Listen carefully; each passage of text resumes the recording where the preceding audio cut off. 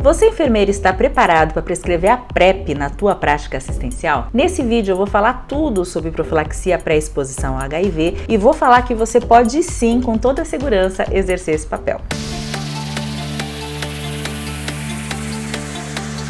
Olá, prazer, o meu nome é Mari Libório, eu sou enfermeira concursada, sou professora universitária e esse aqui é um canal para você que busca se tornar referência na enfermagem. E aí, vestiu o jaleco? Então agora vamos fazer a diferença. Desde 2010, alguns estudos já mostravam que a utilização de drogas antirretrovirais para a população sadia, mas que tinha um risco maior de exposição ao HIV, se mostrava eficaz e mais ainda se mostrava seguro. Desde então, há um movimento de tornar essa estratégia mais disponível para a população e o Brasil é um país que já adotou a PrEP como ferramenta de prevenção combinada à aquisição do HIV e tem tido muito sucesso com isso. Mas antes da gente falar sobre a prescrição da PrEP pelo enfermeiro, vamos falar da estratégia em si? A PrEP, ela faz parte do que nós chamamos de estratégia de prevenção combinada. Dá uma olhada nessa mandala aqui que eu vou deixar na tela. Você pode perceber que são várias estratégias. E por que a gente chama combinada? Primeiro, ela é combinada porque quando você combina essas estratégias entre si, elas acabam tendo um efeito sinérgico, ou seja, melhora a prevenção. E a outra coisa é que ela é combinada porque a gente combina com aquele usuário aquilo que é mais interessante para ele adotar e a PrEP é uma dessas estratégias que a gente tem focada numa população que a gente chama de população-chave. Quem é essa população-chave? A gente entende população-chave como aquela pessoa que está mais exposta ao risco de se contaminar com HIV. A gente pode pensar, por exemplo, nos casais que são soro diferentes, quando um parceiro é positivo, outro parceiro é negativo, então essa parceria soro diferente expõe o parceiro negativo. A gente também pode pensar nas pessoas que trocam sexo por dinheiro ou ainda na população trans. Mas de qualquer forma, existe um perfil. A epidemia no Brasil, ela não é exclusiva dessa população, mas ela ainda cresce bastante nessa população e é por isso que você desenvolveu uma estratégia que é focada em proteger uma população específica, tende a apresentar um sucesso maior. Mas aqui vai uma ressalva fundamental. Quando a gente indica a PrEP para a população-chave, por exemplo, a gente não está orientando essa população a abrir mão do uso de uma outra ferramenta de proteção já muito consagrada, que é o preservativo. A PrEP, ela é para ser combinada com as demais estratégias. Então, em nenhum momento vale a pena, em termos de prevenção, você abrir mão do preservativo para fazer o uso da PrEP. Por quê? A PrEP, ela é focada na prevenção do HIV. Ela não tem nenhuma ação na prevenção de outras ISTs e são muitas. Então, o indivíduo vai acabar se expondo a outras doenças. E também porque quando você soma, você combina as estratégias, você tem um efeito de proteção muito maior. E foi aí que em 2020, um novo capítulo dessa história de prevenção combinada começou a ser escrito aqui no Brasil, que foi com a autorização dos enfermeiros como prescritores da PrEP. E é sobre isso que a gente vai falar com bastante detalhe agora, fica aqui comigo. E por que eu fico tão feliz quando eu vejo um enfermeiro sendo autorizado a prescrever a PrEP? Porque nós, enfermeiros, já estamos muito habituados a trabalhar a adesão, a trabalhar a retenção.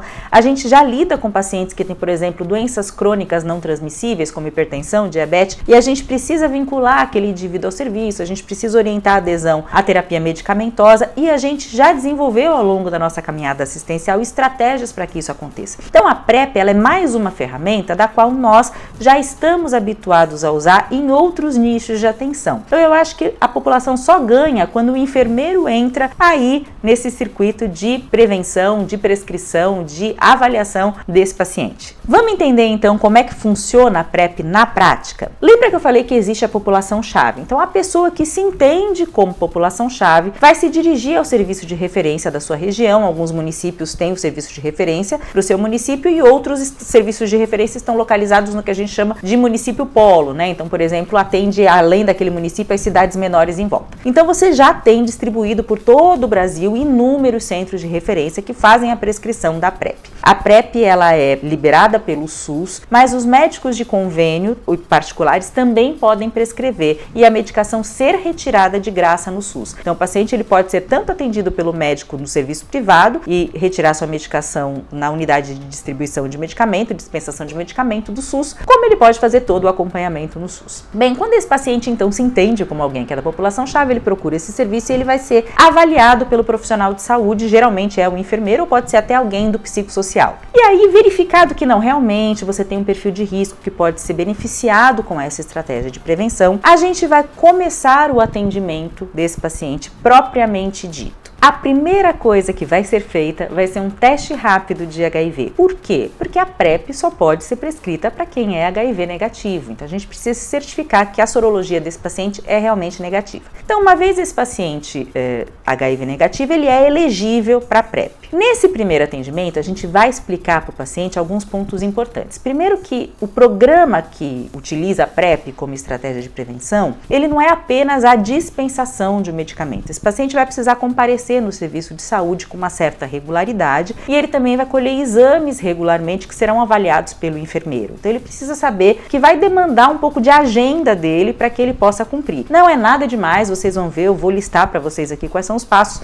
mas é importante que o paciente saiba. Então, uma vez o paciente sendo HIV negativo, a gente vai colher as outras sorologias, hepatites virais e sífilis, a gente vai encaminhar esse paciente para vacinação, caso ele não seja vacinado, por exemplo, hepatite B, e a gente vai colher função renal e função hepática. Tudo certo? A gente vai administrar a medicação, a gente vai dispensar a medicação para esse paciente para 30 dias num primeiro momento. Por que para 30 dias no primeiro momento? Porque eu vou explicar para ele que talvez ele tenha algum efeito adverso, algum efeito colateral. Costumam ser muito brandos e a grande maioria dos pacientes não tem relato de queixa nenhuma, mas eventualmente ele pode ter cefaleia, pode ter alteração de hábito intestinal, pode ter um pouquinho de sensação de plenitude, sabe? Quando parece que acabou de comer sempre, mas isso passa. Mas a gente vai explicar para ele e daqui a um mês, quando ele voltar, ele vai me contar como é que foi. Eu fiquei bem, deu certo, isso e aquilo, ok. Nesse primeiro momento eu também vou explicar para ele o seguinte: olha, você vai tomar medicação todos os dias, de preferência no mesmo horário. Se é um paciente do sexo masculino, essa medicação vai levar 7 dias para fazer efeito. Se é um paciente do sexo feminino,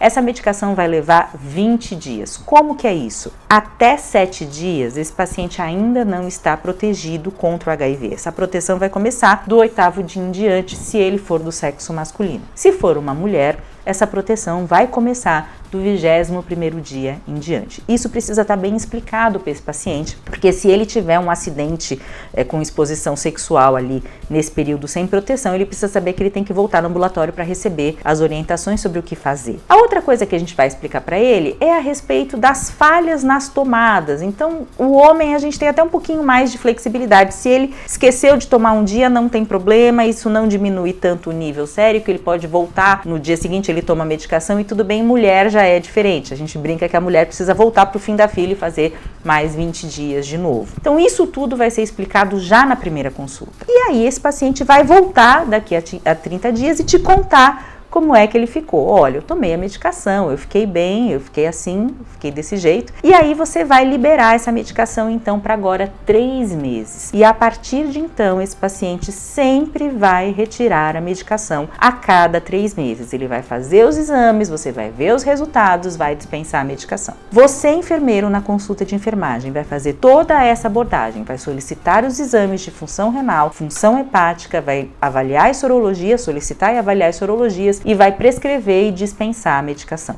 Isso feito, esse paciente vai estar cadastrado na PrEP como uma estratégia, como um programa nacional, e ele vai ter seus dados inseridos no Ciclom, que é o sistema que a gente usa, e também vai ter a dispensação cadastrada no Ciclom. O que isso quer dizer? Quer dizer que se ele mudar de cidade, por exemplo, ele já está cadastrado no programa, ele pode dar continuidade à PrEP em outro município, se for o caso. Uma coisa importante, todas as vezes que a gente dispensar a medicação da PrEP, ou seja, que a gente prescrever a PrEP, a gente precisa ter nas nossas mãos um exame anti-HIV atual. Atual a gente considera até no máximo 7 dias. No meu serviço é muito tranquilo, a gente faz o exame na hora, a gente faz o teste rápido na hora, fica pronto em 20, 30 minutos, e aí a gente tem certeza que esse paciente é HIV negativo, a gente dispensa a medicação. Só pode haver dispensação de medicamento quando você tem certeza que a sorologia desse paciente é negativa. Mas e aí, se deu alguma alteração no exame laboratorial desse paciente, o que a gente faz? A gente vai fazer o encaminhamento devido. Então, por exemplo, na PrEP,